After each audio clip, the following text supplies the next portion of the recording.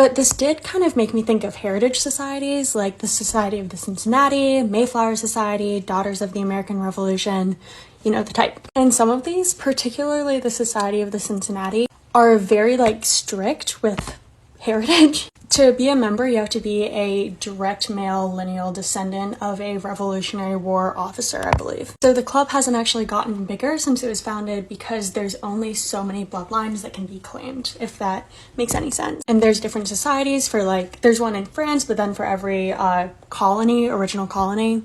There's little meetings, festivities, normally on George Washington's birthday. It's really cool.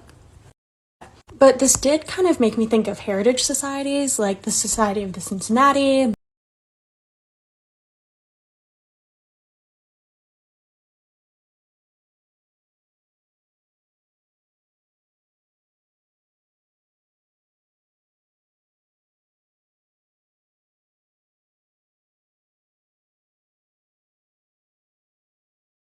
Intercom system. And all of those dinners were 3-course meals prepared by a private chef. We had at least 7.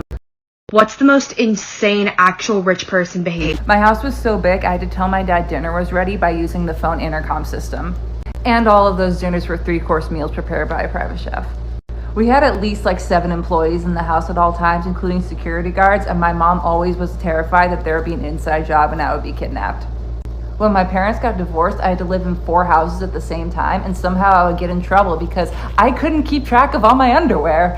One time we took a 30-minute commercial flight from Boston to Nantucket, and my dad hated the commercial flying experience so much, despite the fact that state police officers helped us through it. He had the private plane meet us in Nantucket to bring us back to Boston. I never had to go to the grocery store as a kid. There would be a pad of paper in the kitchen. If I wrote something down, it would disappear the next day.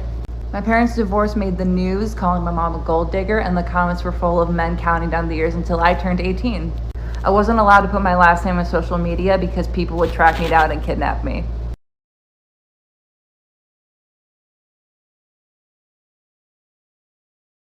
Insane actual rich person behavior that you've experienced. As a teenager, I worked with my mom's good friend who was a professional organizer. That experience is so valuable to me as a housekeeper. But she told me when we were going to one of her clients, do not make her think that anything she's doing is extravagant. So we walk into her mansion. She's having her chandeliers installed that day. Both her children have their individual nannies. She has a private chef. She did not work, but she had an assistant. Her assistant made enough money to where her assistant had an assistant. She wore a $5,000 tracksuit. As it turns out, she was moving into this mansion as a temporary holding spot for her dream mansion that was being built.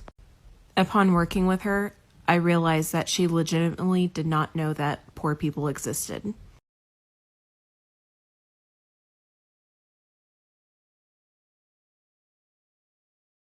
What's the most insane actual rich person behavior that you've experienced? Southern Money Edition. Introduce.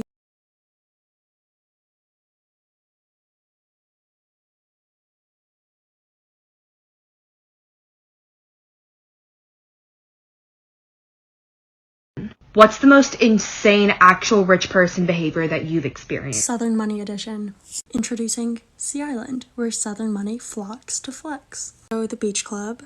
I've seen girls wear Rhode, Love Shack Fantasy, Koch skirts, Remy Brook as cover-ups. I've seen girls use Gucci, Louis, Off-White bags as beach bags. If a girl isn't wearing heels, she's wearing P448s or Golden Gooses. Sorry.